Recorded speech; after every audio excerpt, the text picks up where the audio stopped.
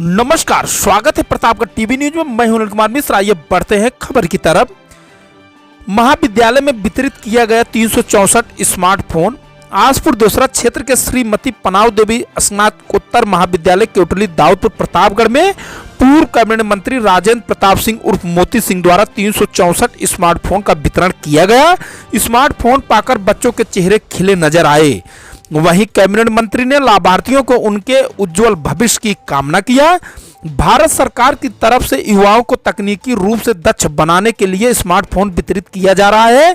श्रीमती पनाव देवी स्नातकोत्तर महाविद्यालय केवटली में स्मार्टफोन वितरण कार्यक्रम का आयोजन किया गया। मुख्य अतिथि के रूप में पूर्व कैबिनेट मंत्री राजेंद्र प्रताप सिंह उर्फ मोती सिंह ने छात्राओं को स्मार्टफोन वितरित करते हुए सरकार की इस योजना की सराहना की। कमलाकांत यादव ब्लॉक प्रमुख आसपुर देवसरा, विशिष्ट अतिथि संतोष सिंह यशो आसपुर देवसरा, प्रबंधक रामलवट यादव, नोडल अधिकारी डॉक्टर राम श्रीमण यादव, अंशु सिंह प्रधान, निर्विरोध रत्तीपुर, पंकज सिंह, अरुण सिंह, शैलेंद्र प्रताप सिंह, संजय सिंह सहित बहुत से लोग उपस्थित रहे। आगे देखे पूर्व कैबिनेट मंत्री ने क्या कुछ कहा। धन्यवाद।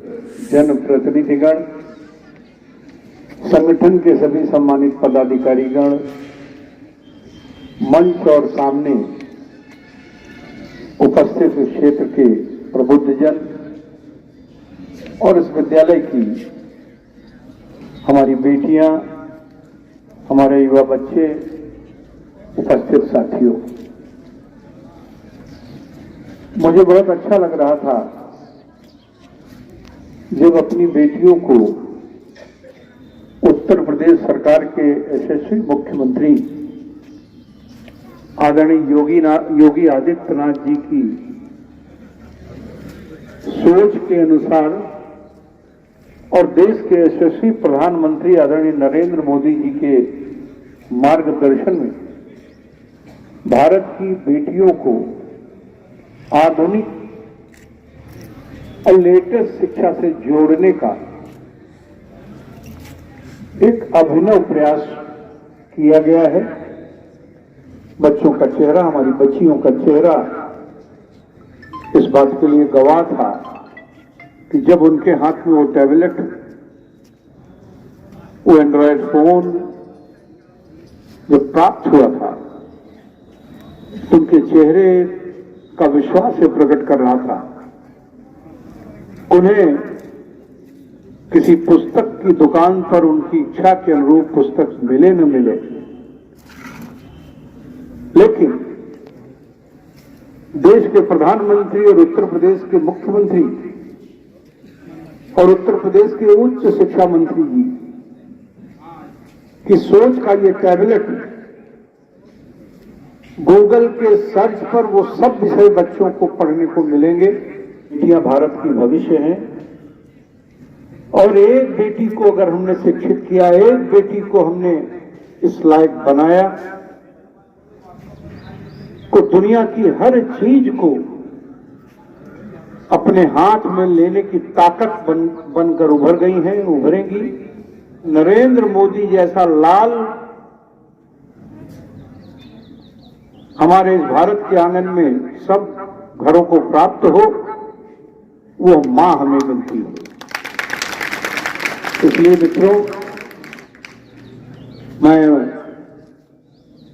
इस विद्यालय के संस्थापक भाई रामलवट यादव जी, जो बहुत ही सामाजिक हैं, बहुत ही चिंता करते हैं अपने क्षेत्र की शिक्षा को लेकर और विशेषकर बच्चियों की, हम अपनी बेटियों से कहना चाहते हैं, बेटा तुम तो ग्रेजुएट होने जा रहे हैं।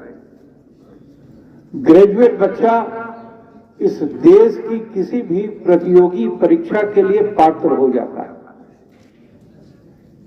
बच्चों को हम जाति धर्म में अगर बांटने का प्रयास करेंगे, इन बच्चों का भविष्य कहां जाएगा।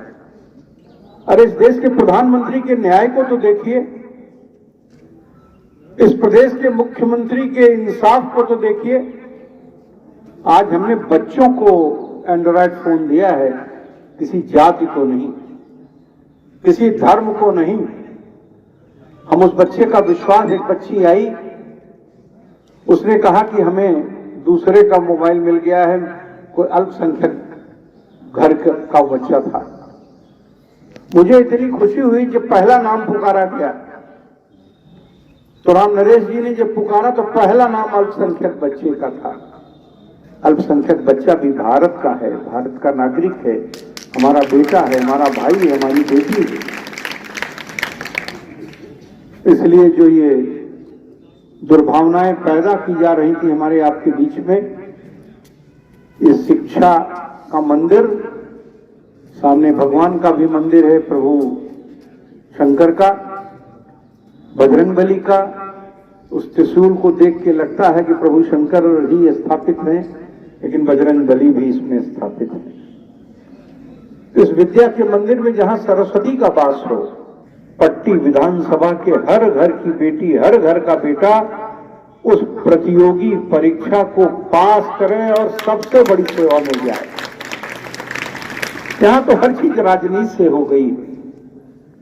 वोट एक ऐसी चीज है कि उसके पीछे हम अपनी बेटी को भूलते हैं, अपने बेटे को भूलते हैं, अपने भाई को भूलते हैं, अपनी मां का सम्मान भूलते हैं, अपने पूज्य पिता के प्रति अपनी चिंता को भूलते हैं। 18 साल का बच्चा मतदाता हो सकता है। बहुत दिनों के बाद देश के प्रधानमंत्री ने नारी सशक्तिकरण को लेकर एक कानून बनाया। इस दुनिया के जितने भी हमारे जनप्रतिनिधियों के मंदिर हैं, कहीं का भी ऐसा कानून नहीं है जो देश के प्रधानमंत्री नरेंद्र मोदी जी ने किया कि 3300 में 33 अब इस देश की बेटी एमपी होगी, एमएलए होगी, एमएलसी होगी, और जितने भी इम्तिहान होंगे उसमें आपका 33% आरक्षित होगा। अभी तो आया था पीसीएस का परिणाम, आईएएस का आया था, आईपीएस का आया था, पीपीएस का आया था, शिक्षकों का आया था। अब बच्चा हमारा आईटी में बैठे, हम उसमें भी आरक्षण दे रहे हैं। जो जिसका हिस्सा है उसके पास जाए। नेता भाषण देते थे, लेकिन नरेंद्र मोदी जी भाषण नहीं, वह परिणाम दे रहे हैं आपको। मध्य प्रदेश में आपने देखा कौन किसको मुख्यमंत्री बनाया, राजस्थान में आपने देखा पहली बार के विधायक को मुख्यमंत्री बनाया, मोहन यादव जी मुख्यमंत्री हो गए तो हुए मध्य प्रदेश के मुख्यमंत्री, और दर्द होने लगा उत्तर प्रदेश के नेताओं को। शर्मा जी हुए राजस्थान के मुख्यमंत्री, परेशान हो गए उत्तर प्रदेश के नेता। छत्तीसगढ़ में एक अनुसूचित गरीब बाप का बेटा मुख्यमंत्री हुआ। जितने बड़े लोग थे उनको पसीना होने लगा जाड़े में भी। तो नरेंद्र मोदी के शासन में ये सब नहीं चलने वाला है।